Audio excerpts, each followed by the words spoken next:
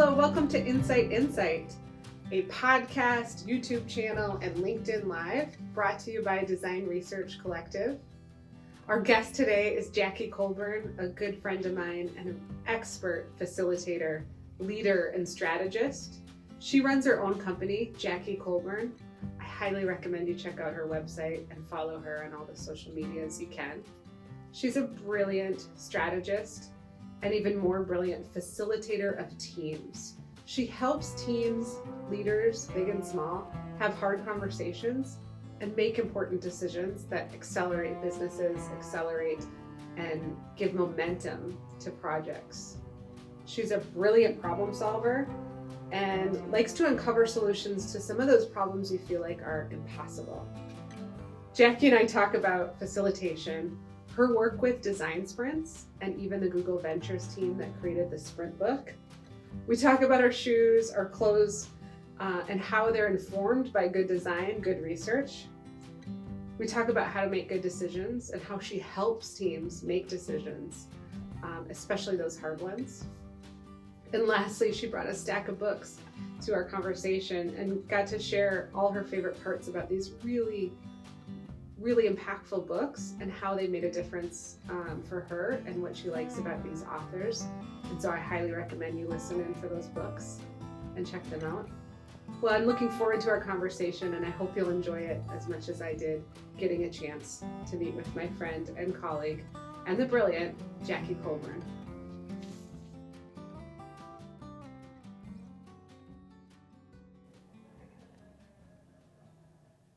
Welcome, everybody. Thanks for joining us. If you're joining us from far and close, my name is Sara Frailich, and I run a company called Design Research Collective that is bringing you our brand new, rebranded podcast and LinkedIn Live called Insight. It used to be called Coffee Talk, but we're keeping the coffee mugs just for posterity. And because who doesn't love coffee? Exactly. If you want to be a guest on Insight, you get a coffee mug too. I just found that out. Very excited about this mug. Free gift. So I'm really excited to have Jackie Colburn with us, a really special human, friend, and colleague. She is kind of a hero of mine, to be honest. Ooh, I had no idea. Yes, as a woman that owns a small business and runs an incredibly I would say successful and productive agency. She helps Fortune 50 companies, so not just 100, jumpstart business ideas, uncover solutions to impossible problems, and accelerate teams. And I've gotten to see her do some of it. And I know a lot of other people that are fans of you that have even shared how great you are. So we're really lucky to get to talk with her and just kind of peek into the brain of Jackie Colburn today, learn a little bit more about you, get to talk about how our work aligns, overlaps, and just chat today. Thank you for being here. Well, thanks for having me. Awesome. And if you're listening in, you're welcome to type in questions, but we'll get started. One of the things we like to ask people is we call it your Jekyll and Hyde. Oh. Forgot to prepare you on this one. Good. So this is going to be, I'm so sorry. It's your day and your night persona. Okay. So if you had a description of like, during the day, I'll do mine. During the day, I'm CEO and co-founder of Design Research Collective. At night, I'm a mom with a messy minivan, trying to get it all together. So like the persona, get to know a little bit about you during the day, and then something that you're doing after work. Well, I just want to consider one thing here. So Jekyll and Hyde, are we always assuming that there's a day and night correlation? No, it could be. Or could it just be moment to moment? It's like throughout the day. The hats you wear. Think about two hats that you wear. That might be interesting to us. Yes. Well, I work as a facilitator and strategist, and run my own business and have been doing that for about 8 years. I think that a lot of people do perceive me as being successful in my business, and I'd like to think that that's true. Yeah, that's definitely true. But I think that I have moments where I feel a little bit of that imposter syndrome or wondering if I do really have it together enough. So that is maybe the shadow side of the presentation of self that comes out most of the time. Yeah. I think messy minivan, messy life is probably my shadow side too. That's a good way to put it. I'm gonna take that idea. Well, cool. Let's talk about facilitation, which is a word you use a lot, and I think I understand it, but give us kind of a description of what a facilitator does, what you do as a facilitator, what you think it means. Yeah, well, I think to put it simply, facilitators guide groups to help them make progress toward goals. And so there are a lot of different types of facilitators in the world, and they show up in different contexts and work on different types of problems. My background is in digital product and design, so I definitely bring that to my work. As a facilitator, I help teams to drive clarity. So sometimes it's clarity about what problem they should even be solving. But then, even if they've got a great understanding of the problem, then it's helping teams to make progress towards solving that problem. Driving clarity along the way, helping them align and make decisions together, helping them navigate the mess. And then messy minivan? Helping them navigate whatever messy setting they're in. And then, I manage dynamics. So I am there to help as a neutral party to manage any interpersonal dynamics, organizational dynamics, all of the things that can get in the way of people doing great work. Yeah, if you're not already following Jackie Colburn on LinkedIn, she has some Medium articles, a newsletter. You give a lot of tips and tricks for that and a lot of meaningful insight into dynamics, group dynamics, icebreakers. That's definitely a superpower that not everyone can do. Yeah, thanks, Sarah. Yeah, it's like from the boss to the people doing the work, you're have all those personalities and all those points of view in a group that you're holding together, holding space for. And I oftentimes think of it as creating a container. Okay. So I'm creating a container for people to be within that really allows them to show up and do work in ways that they otherwise maybe wouldn't be able to. That's amazing.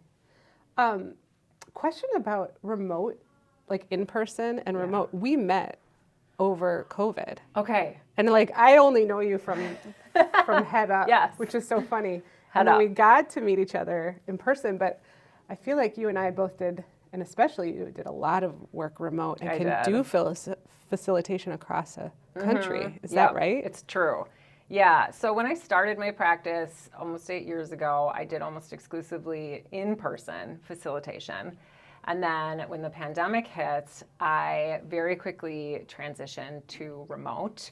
And it was fun at the time to collaborate with the Sprint book authors on the remote facilitation guide. So we all three kind of decided to quickly put together a guide to help people transition to remote. So really wanted to meet that need of everyone who was thrown into the pandemic, but still wanting to do work and keep teams moving.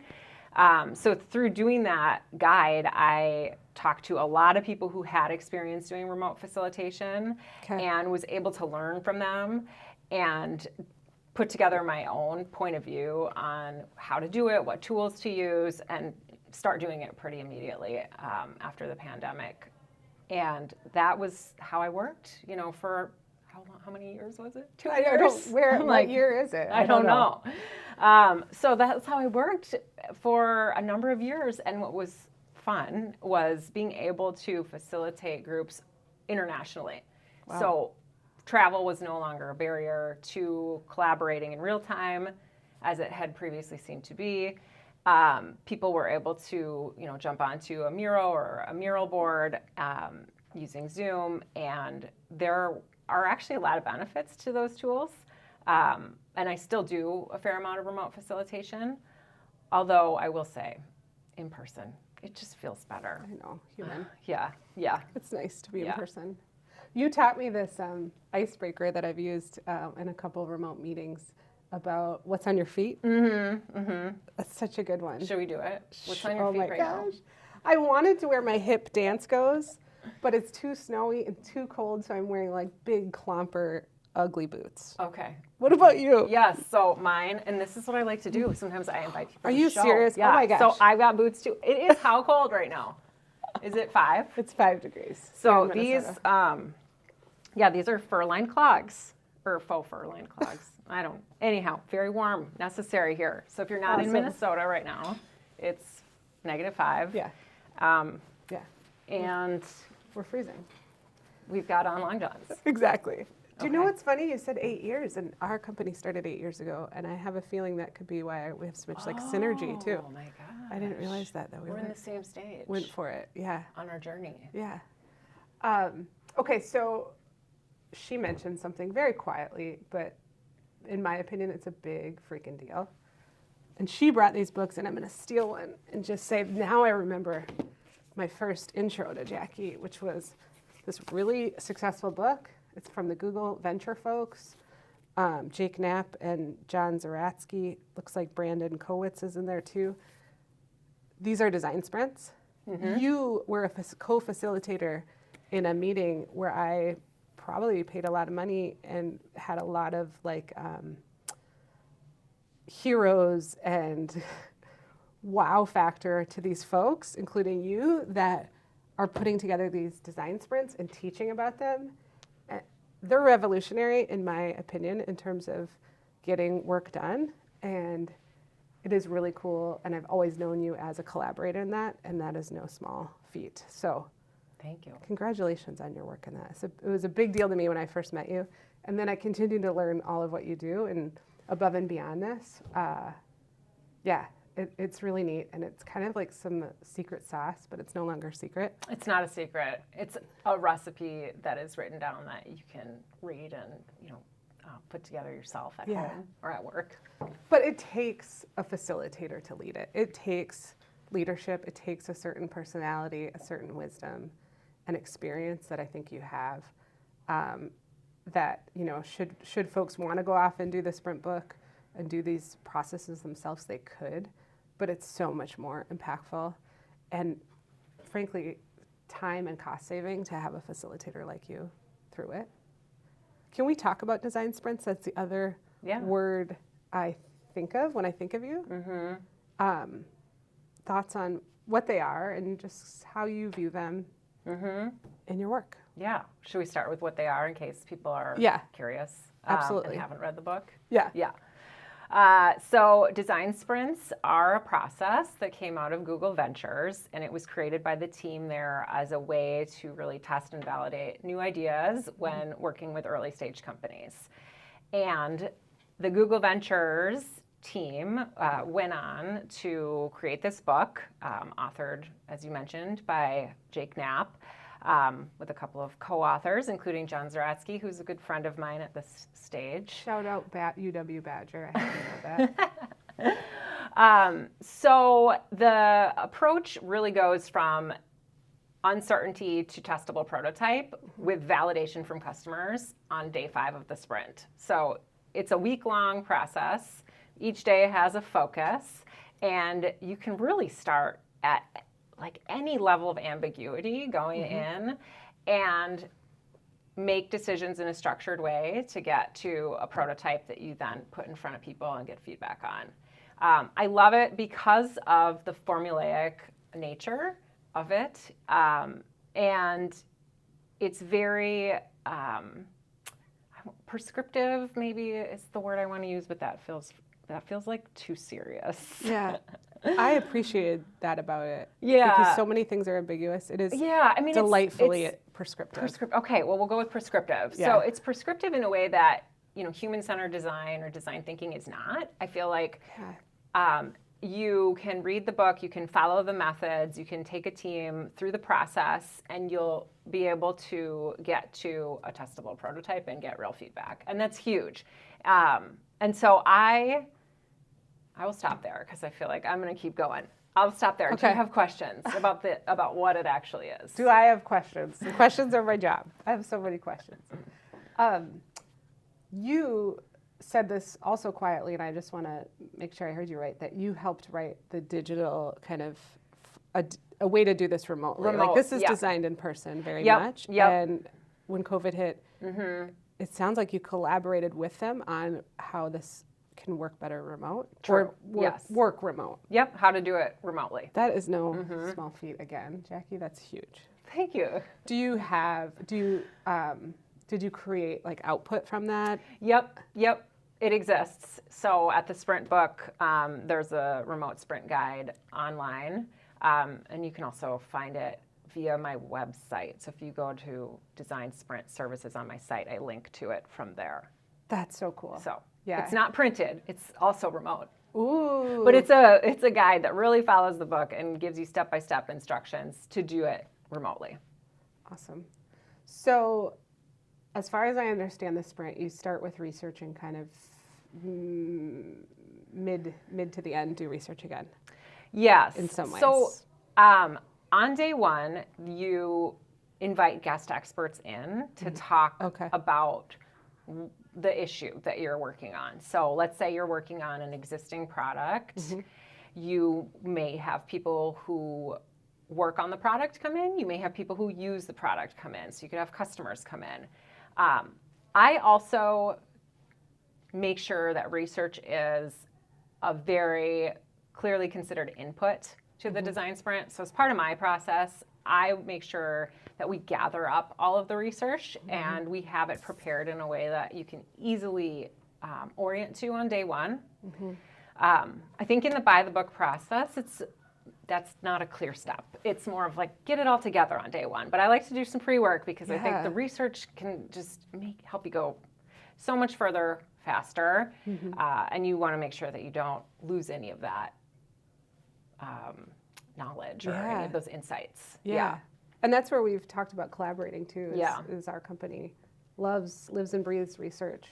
And so if there isn't enough foundation or feels like there isn't enough foundation, can you go out and do deeper work? And then there's research again. So day 5, you take the prototype that has been created by the team, and you get feedback from 5 people who represent the target customer.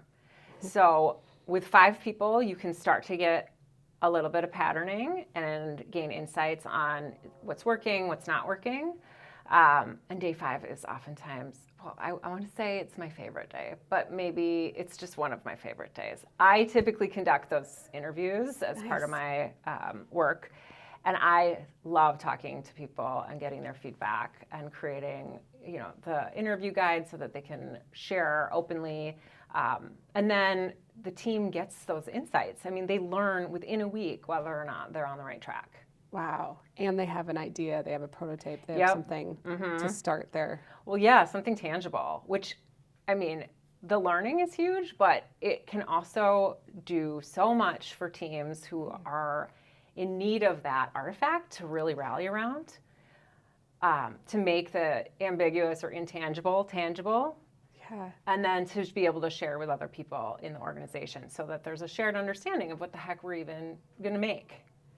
Oh, that's so true. I used to get frustrated inside corporations and even outside about like strategy decks, PowerPoints being these kind of like, I feel like often things can die inside a PowerPoint if they don't get opened or if people don't manifest them into, what is the word you use? An artifact, a tangible artifact. That's like, this is what we're going to go make instead of here's the strategy behind it. It could be so defeating or just like, what do we do next? So you're like what do we actually do? What do we make? What are we making? Really actionable and kind of implementation focused at the end of that. Qualitative versus quantitative research. Do you have an opinion? This is our world, so I don't know. The qualitative space is where I've got experience, and that's what I would categorize the day 5 conversations as in a design sprint. But quantitative research is valuable, and I want us to include it. So I'm always talking to my clients, like, what do we know? What insights do we have? And, what does the data say? And how can we take that and try and use that as a seed for informing what it is we choose to do. Mm-hmm. What I love about design sprints and your work is it puts a lot of value. I mean, obviously the customer and consumer, they have insight to share, but you do a lot of mining of what do people in the room know. Mm-hmm. What does the VP, what does the engineer know? Because they know quite a bit. Yeah, and sometimes in just plain research project, we forget that step of like, we need to add the customer insight to the intuition, the knowledge that the team already has. Yeah, yeah. Yeah, that's such a great point. And it's one of the reasons that and it's another reason I love them, is because it isn't just designers. It's not just designers and researchers. It is engineers, business analysts, executives coming together. You're curating a team that will together have a so much more complete picture and body of knowledge to then create something. And I also just love, I just love facilitating different people and with different perspectives and helping them imagine something or get to something they wouldn't in isolation. So, have you ever had finance or legal along for the ride? Well, I did do a huge project with a corporate compliance and ethics team. So there were some people of those backgrounds in that project. It was not a design sprint, candidly, but we were working together to make decisions. And does describing what you do as design sprints feel too small? Oh yeah, I mean, I do a lot of other types of workshops and facilitation beyond the design sprint. Okay. I obviously love the design sprint, and it was a huge. What's the word I want? Like anchor to, or what is the word I want? A center. It's not foundation. Foundation. It was like foundational. Yes, foundational Yes. to my business, and it was one of the main things that I focused on when I started my business.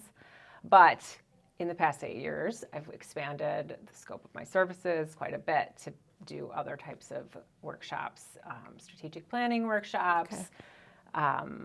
Idea generation workshops that are less about prototype and more about generating ideas and getting to a prioritized list of things we might consider, road mapping.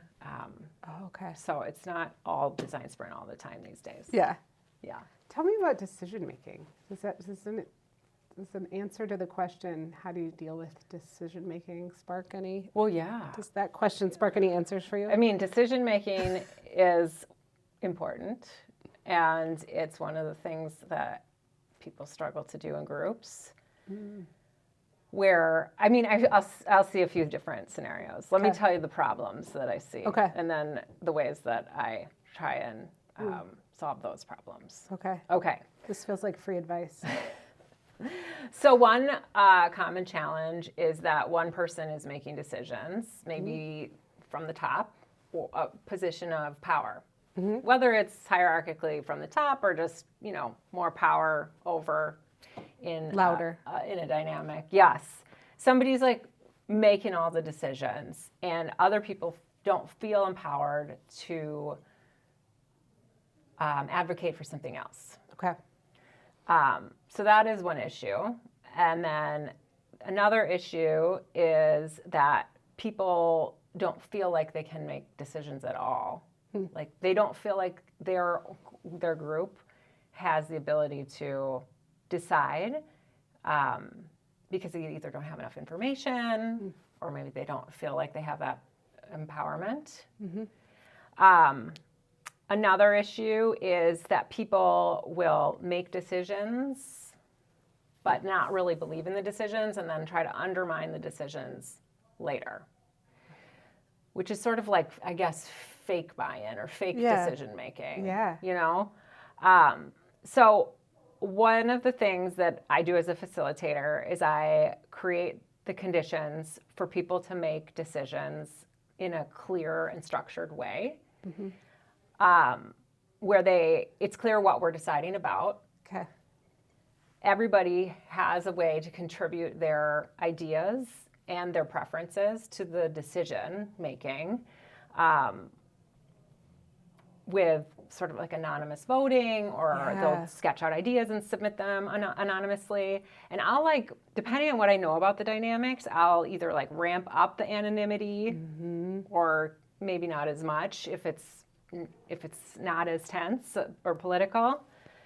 And then I also make it really clear, like, who is the decider? Like, is this decider in the room here? And are they ultimately making the final call? But we are all giving input to that decision in an anonymous way?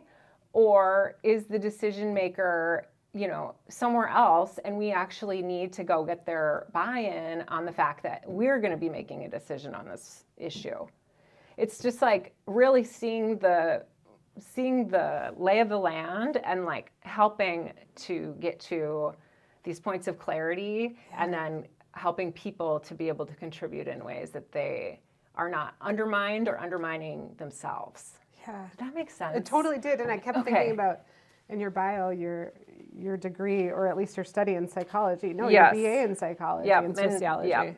What an interesting, like, soft skill, I have to say it is, to navigate those relationships and the power dynamics. I mean, for better or worse, in corporations, power dynamics exist. Oh yeah, they exist everywhere, not just in corporations. That's true. They exist in families, That's true. That's totally true. We talk about in interviews, I think about power a lot, and putting the power in the interviewee. And like, once in a while I'll see an interviewer show up and like think it's about them and what they know. And we talk about like really making sure that interviewee, the person sharing and speaking, holds the knowledge that's most important. Yeah. And can I do a little build on that? I was going to say no just to be funny, but I'll say yes. So I had an insight in my facilitation career that is along those lines, where when I was starting, felt like I had to know a lot. I had to have a lot of answers. And I think it, is due to being in a service agency where as a strategic partner, you did want to like show up and have perspective and have knowledge and have information to help guide your clients. And I still do. And it's part of my job to be smart and come to the table prepared. But what I learned is that in facilitation, it's really not about me having the answers or being at the center, at the front of the stage. It is about me showing up and, again, like creating this container and construct to bring the best out of the group. And that in and of itself is freeing, because it really takes the pressure off me to have answers and to be more open to guiding as things arise in the room. Really cool. It makes me think of the hero's journey a little bit. Like, you're not the hero. I'm not the hero. You're like the guru. You're Yoda. I don't know. I don't know. Maybe even not. You're just like the guide. I see myself as the guide, client or the people in the room are the heroes. That's really, I think I had to learn that too. I think I'm still learning that. Yeah. That's really good wisdom. Maybe it's part of growing up though too, a little bit. Yeah. Okay, so want to see if there's any questions, and if not, let's talk a little bit about specific projects, or I know we can't be too specific, but do you have any favorite types of projects or type of work that you've done? Well, I'm a little bit of a nerd in that I can get interested in just about anything. And I was telling you a bit about this earlier, and I felt like this is an example of how I'm a little bit of a nerd. So one of my favorite things to do is work with teams that are in early stage moments. And whether that's in a big company or in a startup, like we've got something that exists in the world, it's working but now we want to like next level. We're trying to like scale. So I'm going to talk about a couple of examples, but one most recently was with a team in Chicago. They are at a company called Tusk Logistics, started by a lovely human named Ben Emmerich, who has a lot of experience in the shipping and logistics space. And in his world, he noticed an opportunity to offer shippers, meaning people who ship things, like I'm going to ship this book, offer them better rates through putting together a network of carriers, regional carriers, so that they could then access that like regional network and pay better rates than they're paying to the big shippers. So he started this business about 3 years ago and has been doing really well, offering his service to shippers. But he saw an opportunity to do something to make it even better and help the business scale. And that was create a digital interface where his shippers could log in and see the information that they need to understand what's happening with the parcels that they've got out in the world. Right. Okay. So I have a map in my head. Okay. There's shippers, there's parcels. Yes. There's a really smart founder. Yeah, and he's got a lovely team, and they're in Chicago. So I went there over the summer this year, and I brought a designer with me, which was fun. Love bringing a collaborator, and we worked with the team who had a lot of great ideas. There was the customer service, engineers in the room, the founder, but they just really needed to figure out which ideas were most important to pursue for their customer, and how should they all come together to create something that's truly going to be valuable for these shippers who want information quickly. And so we built a prototype inside of a week, and then I had a chance to talk to 5 of his customers, the shippers, and get feedback on what the team had created. And they've since gone on to build this new UI, and it was just a ton of fun. It's one of my favorite types of projects. So yes. It's so interesting. So it's like agnostic of the topic. No offense to shippers. I mean, like it's still the same process, or can be. Yes. But I will say, so can I give you one more example? Yeah. Okay, so this one's a little bit older, but one of my favorite clients, near and dear, is a local company called Empower You Education. They were recently acquired. Congratulations.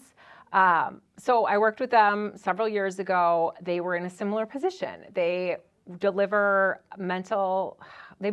support to kids who are in school and at risk in some way, who like maybe are struggling and are just in need of some additional support. So they offer education and then coaching to help these kids build resilience. Huge. Loved what they were doing. But they were about 3.5 years in, and their product was really kind of, just put together in a way that was working, but not in a position to scale well. So I came in and worked with their team to help them define a roadmap for how to improve the product, and also help them think about technically how to make changes to scale and grow that business. So it was like a very different, it wasn't a design sprint. And then they were purchased. And they were purchased, yes. Yeah. So congratulations, that's huge. And wow, what an impact. And it's a digital tool, is that right? It's digital, but it's also digital powered by some real people too. The one-on-one, the coaching is humans. It's master certified counselors. So but I think what, as I'm talking, I'm noticing is this just like similarity in terms of the stage and the opportunity for impact. Yeah, it gets me. So possibly excited. Startups and things. Yeah, but you've startups. also done like Fortune 50 corporations. So you've seen the gamut. Yes. So neat. I'm going to pivot a bit to like your favorite. We talk about like design and products and doing good insight and research. Are there products out there that you're like, oh, they did a good job? Like they maybe did a sprint. They maybe had a facilitator helping them get to this point because I really dig this product, service, etc. Well, Spotify is really well known for doing a great job at this. And I don't know, do you use Spotify? Oh, I mean, what's it called at the end of the year? You're Wrapped. Yep. And that I'm very proud of my Wrapped. I think most people should be. Yeah. Well, I mean, do your kids use your Spotify? That's the question. Yeah. Yeah. Why? What was the top of your Wrapped? I mean, definitely Taylor Swift. Okay. I love her though. Agreed. So I mean, I'm not proud. Same. But it also, I mean, it could be Wild Girl, my husband's new song. Oh, about my daughter. Speaking of having musician husbands. Yeah, I got one like too. those. Yeah, we've got a lot in common. We do. I forgot about that. Yes, but Spotify. Wait, is the new song called Wild Child? Wild Girl. Sorry. Wild Girl. Yeah. That's really cool. And he put it out. Is there like video and is it on Spotify? Yeah, it's on Spotify. Oh, we can listen to it when we're done. Okay, maybe we'll play it in the podcast. Or we could just jam. Oh, sure, yeah. Just have a dance party. But Spotify, so they are just well known for doing a lot of research and getting feedback from their customers before they create new features. And so that's one of them, Wrapped, the year-end, but also Discover Weekly. Mm-hmm. So they're a little bit aspirational for me in terms of just how good they are at what they do. Yeah. But I will say, when I was thinking about this question, I also was thinking about my new pants. Oh, that I love clothing ones. You're wearing them today. I'm wearing them today. I've been wearing them nonstop. So let me talk about these pants. They're called Dovetail, and they are workwear created for women by women. Yeah, and they're amazing. These are fleecy lined. Okay. So I can attest. Fleecy lined. And they're designed so that you can really move your body. They were created by a landscape business owner and an apparel designer. And they're meant for women who are working and moving in the world and using their bodies. And as a facilitator and human, and it's just important to me to be able to move comfortably and be comfortable. So that is love awesome. them. I haven't shared mine in a while, my new one. What's your new one? My friends all know there's this REI dress. Uh-huh. It's a sporty dress. Okay. It has a built-in bra. It has built-in bike shorts. Get this. How do I explain this without getting too wild? The bike shorts allow you to still go to the bathroom, pull up and down the bike shorts, and not take the dress off and not take the bike shorts off. It's kind of that's a miracle. It's a modern miracle. Pockets galore. Mm-hmm. I'm super into it. Maybe I'll post a link to these things. Yes. Very important. It is important. But our work shows up in the world in those ways when you're like, somebody thought about this design. Oh yeah, it's huge, and it can make such a big difference in your day. Yeah. What about the reverse? Are there places, services you're like, gosh, someone's got to figure this out? Can we do a design sprint here? Well, I just want to say what has happened to customer service. Oh gosh, the bots. Oh yeah, so I was thinking about why is it that it is so maddening? Because there are all of these, automated tools that are trying to do the job of people and streamline the experience, right? So the goal would be that I can get help for my issue without having to talk to somebody, right? But unfortunately, when you call for help, like I did 2 weeks ago for help with QuickBooks integration issue with my bank, you end up going through these interactions with, AI tools that are awful and maddening. They don't help you. Maddening. They don't answer your questions. So that by the time you actually talk to a person, you're already enraged. And I will say that now that our expectations are changing as a result of the tools that are great, like, do you talk to ChatGPT? All the time. Right, it's so good. Yeah. It really knows me. I have learned that I can ask it, all sorts of questions. Yeah. Like, my neighbors just moved and I'm feeling really sad. What should I do? Oh, I had the best advice. So really? No, my expectations are going up. And then I call to get support for, my QuickBooks integration. And it's so bad that by the time I talk to a person 40 minutes later, I'm so angry. Yeah, you're primed to be mad. I'm primed to be mad. Yeah. Oh, that's such a good one. That is so real for me and many people. Oh, I know. Health insurance. I mean, oh, wow. Try and get help with your cell phone or with any service if that you're... from those organizations needs help, call us. We would like to be part of the solution. Books, mentors, podcasts, gurus, friends. I feel like guru is a big word. I know. I mean, sorry. That's like my third time. I know. Should I be like Ram Dass? I do like Ram Dass, but I'm going to go with my book pile that I brought because I thought since we were on video, I could make it visual. Yeah. So, obviously we talked about the Sprint book. Love these guys. Jake Knapp, John Zeratsky. Look at all the Post-its. Yeah, lots of Post-its. I just think they're great, but they also recently launched a podcast, and they're talking about all things related to design, build, launch, but they're also just funny people. So recommend. I feel like Dave Letterman right now. He puts up those sheets. Yep. Do you know what I'm talking about? I've got this Holding Change, Adrienne Maree Brown. You've told me about this one. Yep, this is a good one. Look at all that. Okay, yep. This one has some dog ears. Yep. Dog ears, that's the word. Dog ears in it. So really, really like this book. Have a lot of dog ears in this book. Any more to say? Like what? I mean.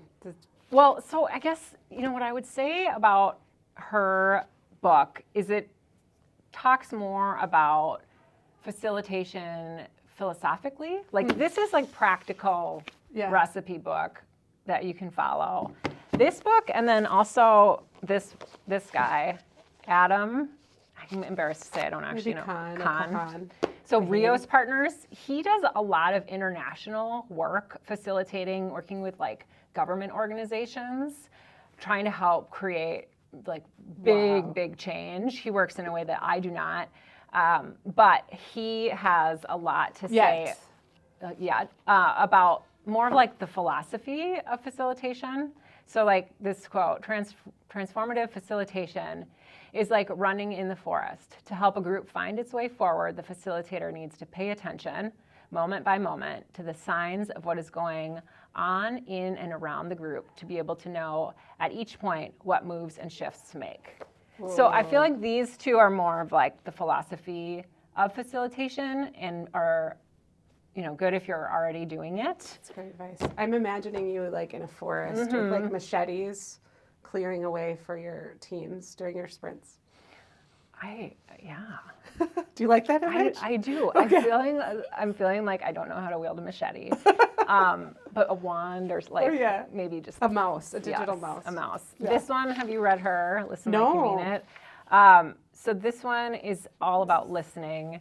And she was a researcher, but this book is about listening in other contexts besides just in research. One of the things I love about her are her illustrations that she does. And this part here, like the hierarchy of needs and the importance of these things in order to be fully present. So just like acknowledging the real important human elements that are key to show up and listen well. Like food, sleep, and thinking about the time of day that you're having a conversation. She's great. She's actually written a few books that I like. And then I just grabbed this one. This is one I haven't read in a long time, but it really influenced me. It's about validating product ideas and ways to think about user research, prototyping, more of like a general manual. Yeah. But I was just thinking about, what books have really impacted me in my work. Super helpful. And I love the evidence, the artifacts of Post-its and dog ears. Like you're not messing around. Because I have a couple books that sit on my shelf. I will these say, obviously do not. One other thing to mention is that I have a book list on my website. Yeah. It's under a link called Facilitator's Toolkit, which is in the footer. Yeah. But if you want links to any of these books, and I update it when I find something new, it's a good spot for my recommendations. That's awesome. Would you be willing to close us out and talk about career path? Like if someone wanted to one day lead work like you, or just learn about how you got to where you are. Yeah. Well, I will say it was a meandering journey to get here. Okay. A bit of a surprise to wind up where I am. I did not intend to become a facilitator. I intended to become a psychologist. Ooh. But I ended up here through a series of experiences, but also through paying attention to what I was really good at and what energized me along the way. And so I continued to follow that, and then got to a place where I decided to pursue this as my main gig. I can talk more specifically about it, but that's sort of like that's really good. The overview. Yeah, so you got a degree in psychology. Degree in psychology, minor in sociology. Did some experimenting to see whether I should go to grad school for psychology. Decided not to. Ended up at a small digital product studio that had a huge emphasis on research. Nice. Fell in love with the intersection of design, engineering, and research. Mm-hmm. From there, went to another bigger studio in town that was called Go-Kart Labs. RIP, was acquired. And at Go-Kart Labs, I continued to do the work I was doing, leading teams, helping guide groups to make decisions about what to make, but then I was also responsible for implementation, so like actually designing and building products and bringing them into the world. And in doing that work for 6 years, I kept noticing, like, where am I most excited and loving my job? And it was when I was facilitating workshops. And that's how I ended up then making the leap to go out and focus on facilitation as my primary offering and work for myself. Yeah. I've learned so much today. Thank you so much, Jackie, for your wisdom. Yeah. Jackie's one of the humans I know with some of the most integrity and follow through I've ever encountered. Oh, and I really appreciate that about you working with you, being your friend. You would be so lucky to get to work with Jackie. I feel lucky too, and I really appreciate you taking your time and like sharing your wisdom with other people, because you have a lot to teach. Thanks for having me. Yeah, it's been a pleasure. Yeah. Thank you.